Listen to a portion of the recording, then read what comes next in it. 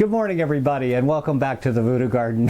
For those of you who tuned in last week, I'm sorry. Yeah, it's definitely an I'm sorry moment. If you don't know what I'm talking about, maybe it's for the best. But if you do know what I'm talking about, that means you saw last week's Voodoo Garden episode. And I got to admit, I tried to think of a way to explain it away, but there's no explaining away. You know, sometimes we make mistakes. We're all human. I'm just as human as everybody else. I was having a really long day of filming, and I was trying to give credit where credit was due because Rick had sent me, yeah, I remembered his name this time. Rick had sent me those seeds. Him and his sons had harvested them off of their okra out in their fields, and I had mentioned that, you know, I thought it was great that the deer didn't eat it, and out of the blue, he sent me those seeds. And I'm trying to remember his name, and I had filmed for hours, literally hours. I'd filmed a practice video, and then I came in here, and I was messing up, screwing my lines up. And yeah, I sometimes words come out of my mouth, but they always end up on the editing room floor. I'm really good about that, but yeah, that time it got away from me. So if it offended you, I'm really sorry. And if it made you laugh, I'm really happy. But that's just me. I make mistakes just like everybody else. But that was a beautiful plant. And thank you, Rick. Thank you so much. And out of all the plants that I showed, I think I only missed like maybe two. And one of them, I was actually quite surprised. People asked about this little tiny, not really that remarkable plant. They said, Ray, you missed the tamarind. And I thought, wait a minute. Yeah, you're right, I did. You guys are really good. You got a sharp eye when it comes to looking at stuff in the Voodoo Garden, and I really do appreciate that. That shows me that people are paying attention.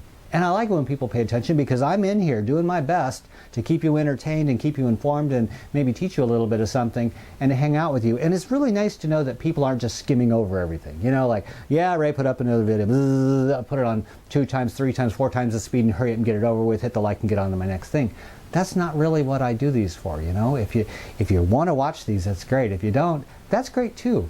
But I like it when people pay attention, and the fact that this episode was 45 minutes long, last week's episode, and some people actually watched it enough to catch that little tiny mistake and to catch that I didn't show this, that really impressed me, and I really do appreciate that. Thank you so much.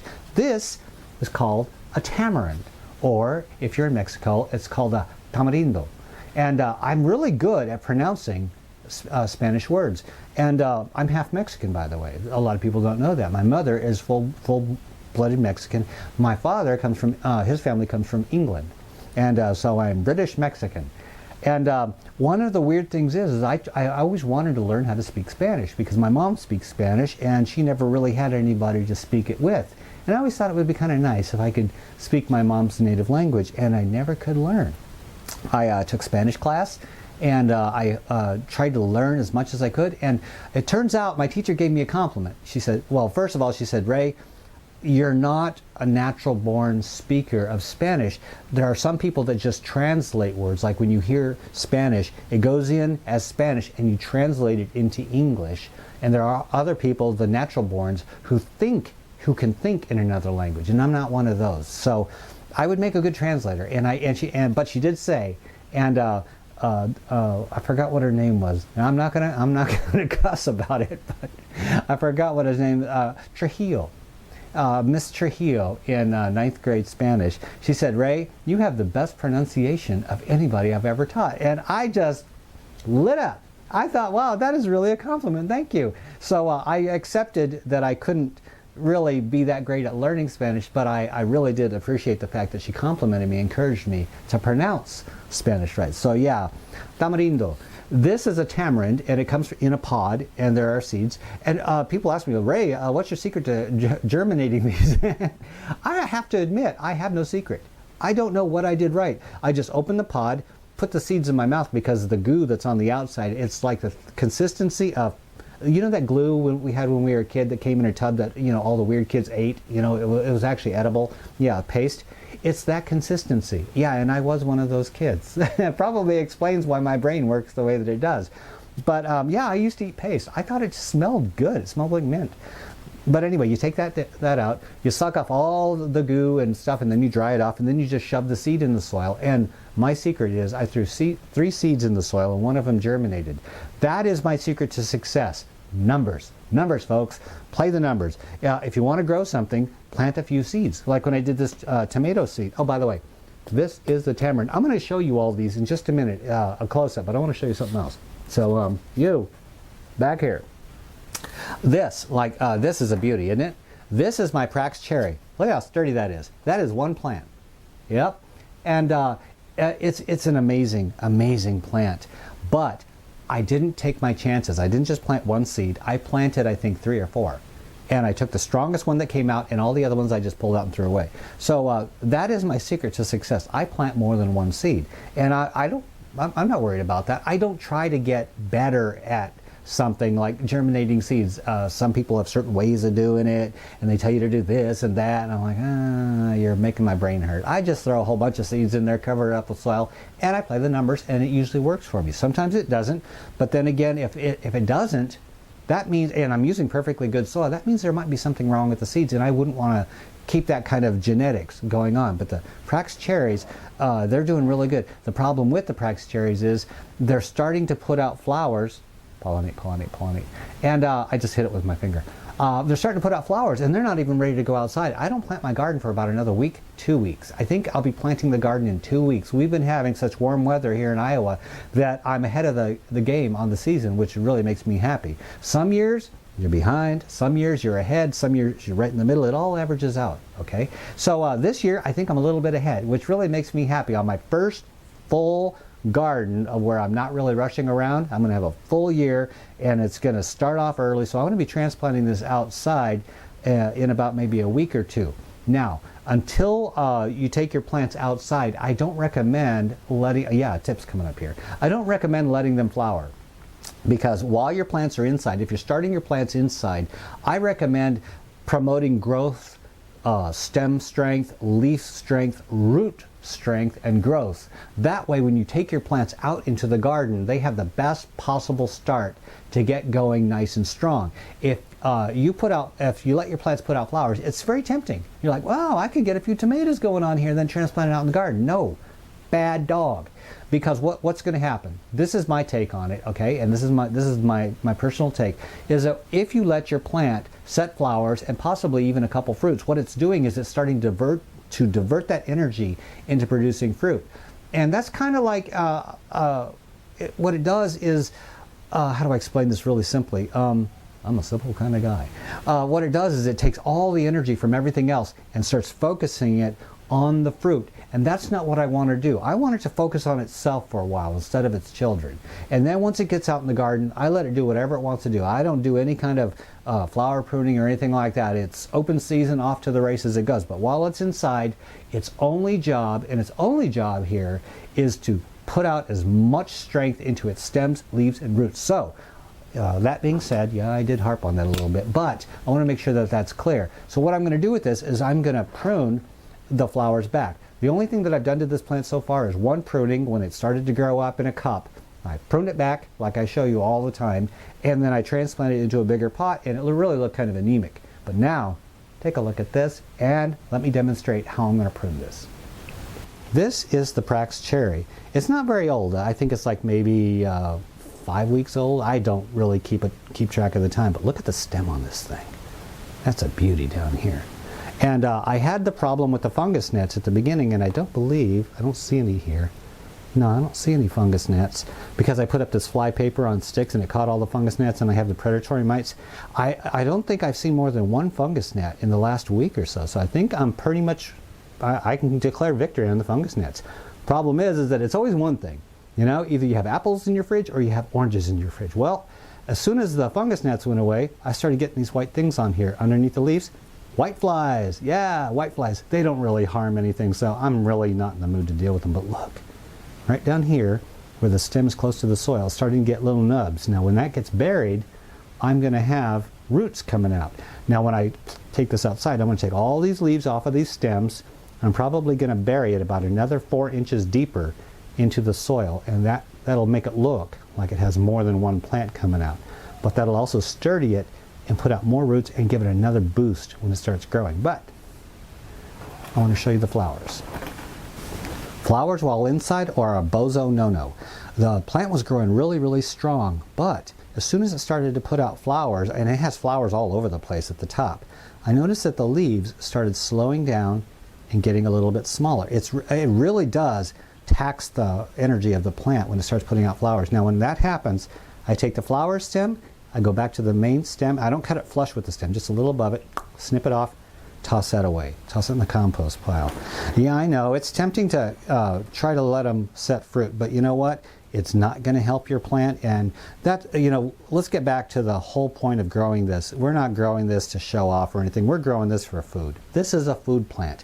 It can look nice, yes, but its main job is to supply us with food, and this, I believe, is its best bet. Oh, we got one down here too.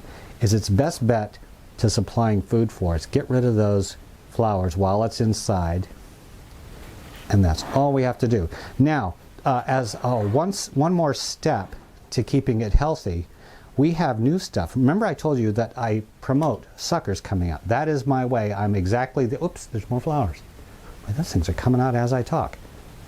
Now, what I mentioned a lot is that I promote suckers, which are all a sucker is. People say suckers are bad. Suckers are actually good. As long as you have the root system to support it, suckers are good. It's a free plant, and it's growing off the main plant, and it'll produce flowers, fruit, leaves, everything just like the main stem of the plant. So some people don't like suckers. I do, because it's more stuff for me. But underneath here, this leaf right here, see the light is right above it?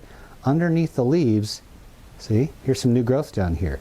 Now that is being shaded by all of these leaves. That is a sucker, that's a new one. Now I'm going to promote that because it's a low sucker, and there's also some down here. I'd like to promote those to come out and grow before I take it outside. But what's happening is these stems, these big stems up here, are starting to shade all that below. So I'm just going to snip a few of these off. Now it isn't going to hurt it because you got more than enough leaves. Plants always have a redundancy when it comes to this kind of stuff. It has more than enough leaves, so I'm going to just trim a few of these off. There. I've opened up the light to this. This is going to get just as much light as all these other ones, and it's going to start growing out and filling out. The same thing with the stuff down here. I can take off some leaves. This is actually kind of fun. I love doing this. It's almost like a bonsai type of thing. You decide what you don't want and then take it off. And later on, you'll definitely thank yourself for doing this, because you may want a beautiful plant now, but like I said, we're growing this for health right now. And I don't see anything over here that needs to come off right now, so I think we're fine. Yeah, I really didn't need a whole heck of a lot. Just open up this side to allow it to grow, and the next time you're going to see this is on the Praxis channel, and I'll put a link below. You're going to see this on the Praxis channel when I take it outside and transplant it into the garden, and then throughout the season we're going to see how this does, okay? So this is the last time. Say goodbye, folks. This one is making its last appearance in the Garden of Voot.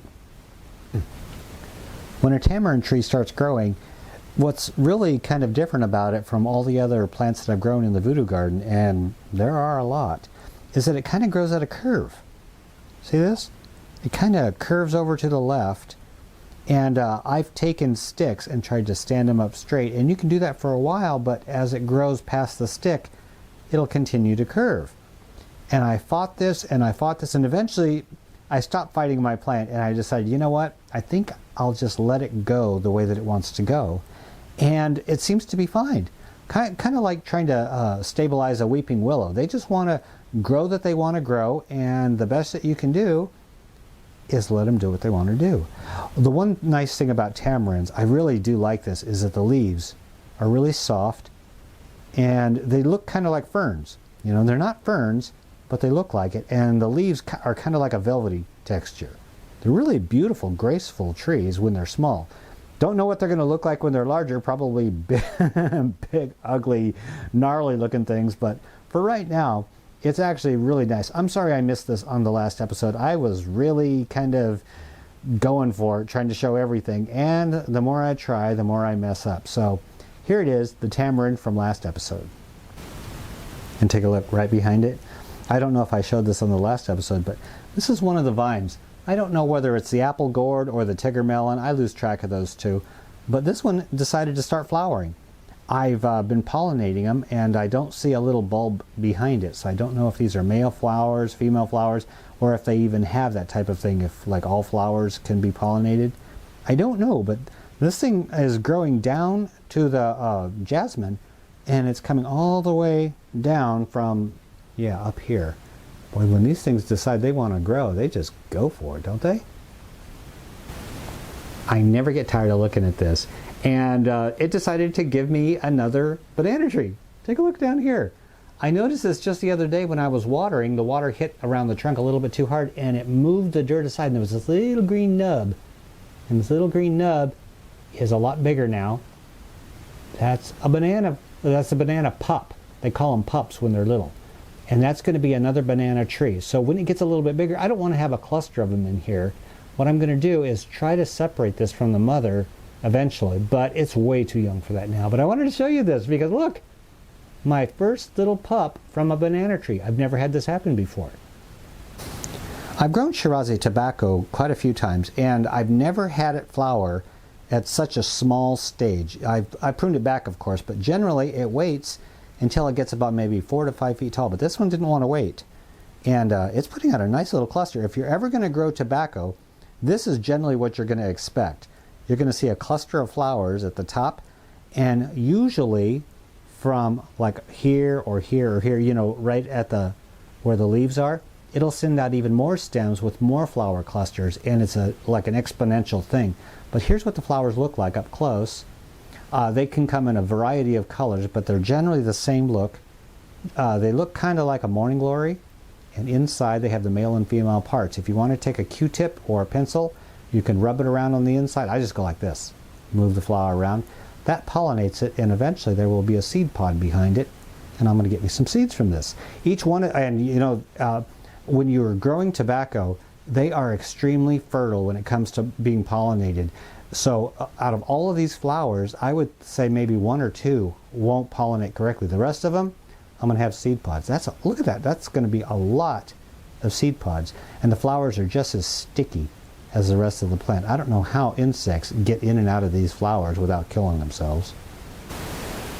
This didn't show up very well on the last episode of the Grand Tour, but look really close at the new leaf, the reddish one.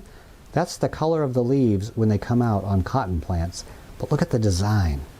Doesn't that look like a flame? Just like a flame.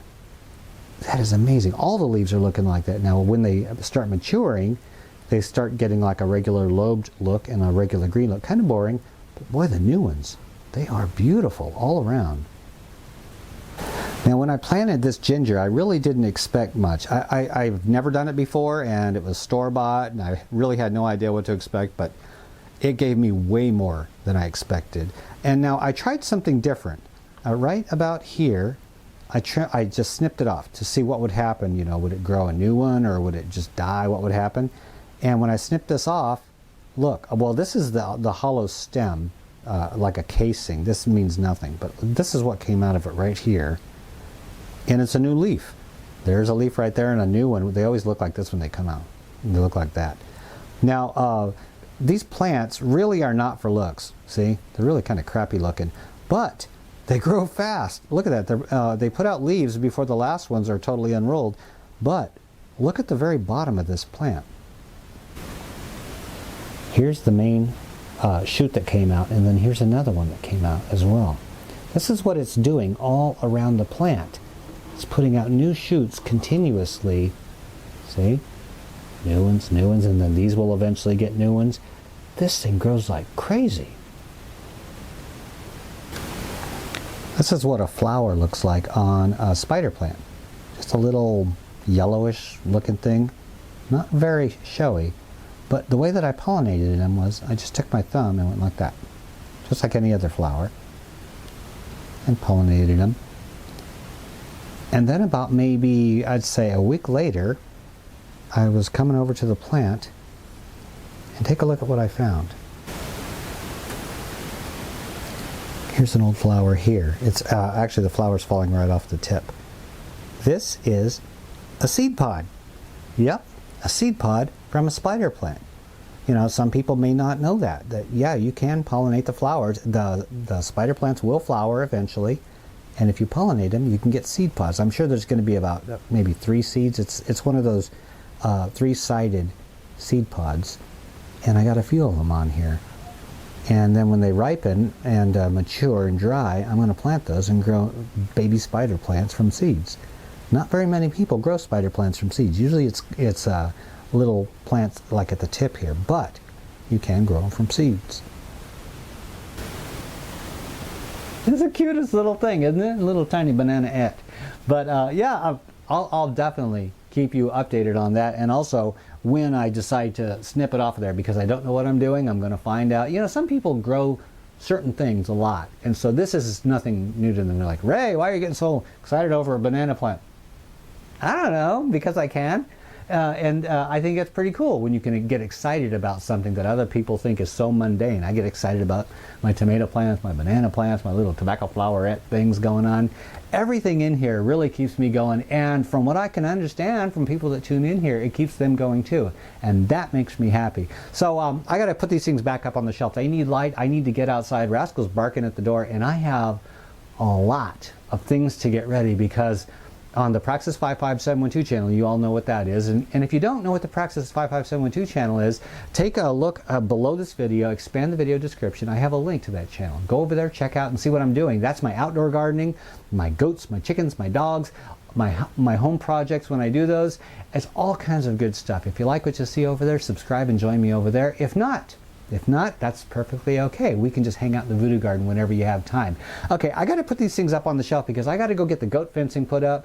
I got to mow some grass and get ready for the goat. I got a lot of things to do and very little time to do it because Bucky, I named the goat. The goat's name is Bucky. Yeah, little Bucky. And I named the goat Bucky. I will be picking up Bucky from Dawn's house. Dawn Rice is a friend of mine, and she actually, we met by her tuning in and watching the programs, and then we got to know each other. And I raise animals, she raises animals, and it turns out she just lives about maybe half an hour to an hour to my west. And she raises goats. And she's gifting me a little baby goat. That is amazing. And I think that's fantastic. The things that have happened to me since my YouTube experience, I couldn't duplicate anywhere else in my life, and I think that's amazing. But due to Dawn's generosity, I'm going to be up to my neck in little baby goat. Yep, it's going to be jumping all over me. If you want to see all of the fun stuff that's going to happen with that, check me out on the Praxis 55712 channel. Until next time, this is Ray in the Voodoo Garden. I'm out of here. Okay, goat fence. Got to do a goat fence.